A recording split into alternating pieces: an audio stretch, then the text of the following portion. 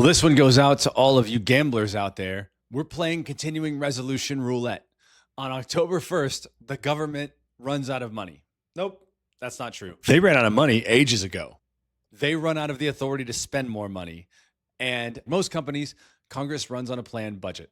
Unlike most companies, Congress cannot agree on what that budget is. And when they can't agree, the lights turn out. Imagine your boss saying, we can't issue paychecks until we all agree on where Jimmy's retirement party is going to be. That's where we are.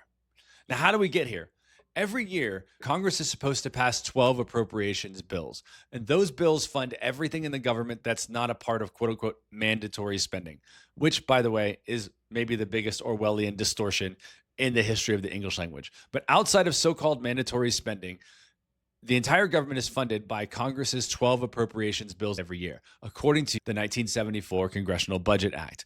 But in the last 5 decades since that bill was passed, Congress has passed those 12 bills on time 4 times in 50 years. That's an 8% grade on a test. When people say that they feel like Congress is a failed institution, they're just stating the facts. Instead, Congress typically relies on what are called continuing resolutions, or CRs. And a CR is like a temporary budget patch. It's like telling your landlord, I don't have the lease signed. Can I just keep paying last year's rent until we agree on the terms of a new lease? And this year has been no different. Congress has passed several continuing resolutions to get up to this point, but we're quickly approaching yet another funding deadline on October the 1st. And right now, there is no deal in sight. House Republicans this week offered a continuing resolution measure that they feel adequately reflects their and the president's spending priorities. But in order for that measure to become law, it has to clear a 60-vote Senate threshold. And so since the Republican majority in the Senate is not that big, Democrats in the Senate finally sees this as their moment of glory. And they're going to the White House today to make a bunch of demands of the president in order to pass the bill that will fund the government. My money is on, they get to the end of the day with no deal in sight. If no deal gets passed, federal agencies literally have to stop doing what they call non-essential work, which is another Orwellian euphemism. But hundreds of thousands of government employees get furloughed without pay. Services that people rely on, like from small business loan processing to passport issuance, get delayed. States that rely on certain kinds of federal money have to cover it out of their own pocket and then do the accounting shifting. Contractors sit on their hands and wait for the government to figure it out.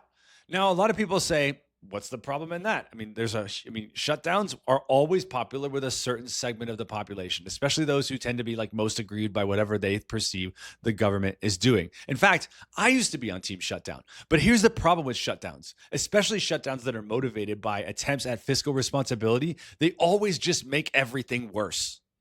They make everything more expensive. Prices on government negotiations and contracts are higher because what has to be baked in is the fact that funding will disappear for days at a time, multiple times a year. So you can't get any efficiencies because you can't plan far enough. Dysfunction means that nothing works the way it's supposed to, and that means everything is costly. Even a short-term shutdown can jam up invoices and slow down the economy. And markets notice this too because markets thrive on certainty. And so investors see this sort of thing and they say that if I'm going to give money to this government in the form of a government bond, I'm going to require higher interest rates. So everything is more expensive for the government. And because of things like that, everything is more expensive for you. Markets hate uncertainty, and Congress is basically one giant uncertainty machine. If Apple sold iPhones the way Congress does appropriations, it would take 25 years to get an iPhone update, and it would come with a free fire extinguisher. It doesn't make any sense. Now, none of that is the worst part of government shutdowns. The worst part is that the way that these get avoided is by setting these arbitrary funding deadlines that create an 11th hour pressure for bills to get passed. And these bills often come in the form of these multi-thousand page omnibus bills that nobody can even read, let alone debate or amend. So these bills come to the Congress people's desks, and the one thing that they can't do is the thing that we sent them to Washington to do, which is to make the best deals on behalf of the American people that they can. And when they can't do that because the bill's too long for anyone to read, it becomes impossible to hold them accountable. Now, I hear people say all the time that we could just vote them all out, but somebody's got to be in there. And until this structure gets fixed, it won't matter who's in there. This is going to happen again and again. When I started working with Congress 3 years ago, I used to tell people that I had a very high view of Congress and a very low view of Congress people. And in the last 3 years, I would say largely that has shifted. In fact, it's flipped. I now see that most Congress people are good people who want to do good things for the country. Of course, there are always exceptions, but most Congress people want to do good. But what stops them is process problems and weird, perverse incentives just like this that force them to pass a bill at dawn that they just got in their hands at midnight. That is not legislating. It is not governing. It is a hostage crisis. And at the end of the day, shutdowns only grow government spending, and they only ever decrease accountability for it. So what's the alternative?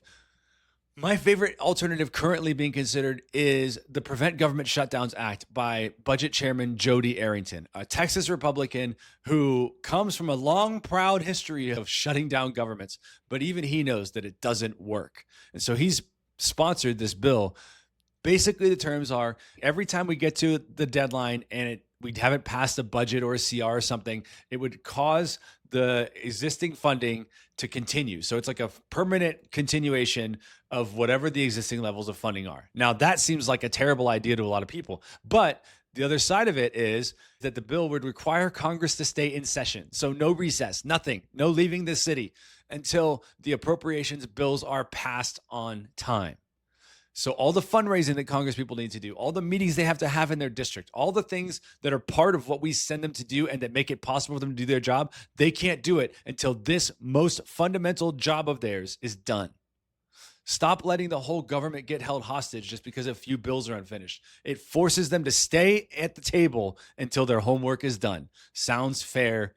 And honestly, the best thing is it takes the shutdown weapon off the table because shutdowns do not shrink government. They only shrink government accountability. And until Congress fixes these perverse incentives with automatic stopgaps, with real budgeting discipline, and with no more hostage politics, the hidden cost of this won't just be in Washington. It'll be you and me and the general feeling that too many Americans have that the country is in decline because of a terminal dysfunction, a general sense of crappiness that a lot of people feel over the American project and over America's fortunes. I don't want to feel that way. And so I want Congress to fix its broken processes and make it possible for the people that we elect to do the people's business to do it and do it well. See you guys next time.